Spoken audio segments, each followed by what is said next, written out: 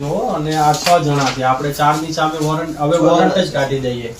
તરણેતરમાં ગૌશાળાના લાભાર્થી એક lucky draw રાખવામાં આવ્યો હતો, જેની ટિકિટ રાખવામાં આવી હતી 499 રૂપિયા, એટલે કે 500 રૂપિયા. અને 500 રૂપિયામાં જે આ ડ્રોની ટિકિટો ઘણા બધા લોકોએ લીધી હતી, લાખો ટિકિટો વેચાઈ હતી. અને વાત કરીએ તો આ ડ્રોના જે આયોજકો હતો, જેમાં 6 નામ આવે છે, અને એ 6 લોકો જ્યારે ડ્રોનો ટાઈમ હતો 11 વાગ્યાનો, પણ રાતના 11 વાગી ગયા તો એ પણ કોઈ પણ ત્યાં જોવા મળ્યું ન હતું. ત્યાર પછી મિત્રો અહીંયા માથાકૂટ થઈ જાય છે, પોલીસ પણ આવી જાય છે.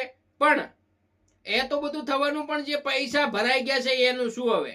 તો જલ્દીથી આયોજકો સામે આવી જાય એટલા માટે કલેક્ટર ઓફિસે કેટલાક લોકોએ જઈને અરજી કરી છે. અને ખાસ કરીને જ્યાં મકવાણા સાહેબ છે તેને પણ ખૂબ સપોર્ટ કર્યો, અને જલ્દીથી એ બધું સામે આવી જાય એટલા માટે તેઓએ પણ ફૂલ સપોર્ટ કરીને આગળ માહિતી પહોંચાડવાનો પ્રયત્ન કર્યો છે. અને હવે જલ્દીથી આયોજકો સામે આવી જશે. પરંતુ મિત્રો કેટલાક લોકોએ જે ટિકિટ લીધી છે, એ ટિકિટો કેટલી લીધી છે એના વિશે વાત કરીએ તો એક ભાઈએ 11 ટિકિટ લીધી છે, અને એ 11 ટિકિટ ભાઈ ગણાવે છે. જો 9, 10, 11. હા, તો 11 ટિકિટો લીધી છે, તો આ 11 ટિકિટના પૈસા કેટલા થાય? અને એ પૈસા વેરજી આ તાર બાપો પૈસા દેશે. હા, તો મિત્રો આ ભાઈનો પણ વિડીયો સામે આવ્યો હતો. તો 11 ટિકિટો એ ભાઈ લીધી છે. આ તો ભાઈ એ સામે આવ્યા એટલા માટે, બાકી તો કેટલી ટિકિટો, લાખો ટિકિટો ત્યાંથી વેચાણી છે. અને એ લાખો ટિકિટોના રૂપિયા હવે એ આયોજકો ક્યારે મળશે ત્યારે ખબર પડે હવે શું થવાનું છે. પણ આ તો ગૌશાળાના નામે આપ્યા હતા, પણ એમાં ને એમાં હવે આ ફ્રોડ થઈ ગયો છે.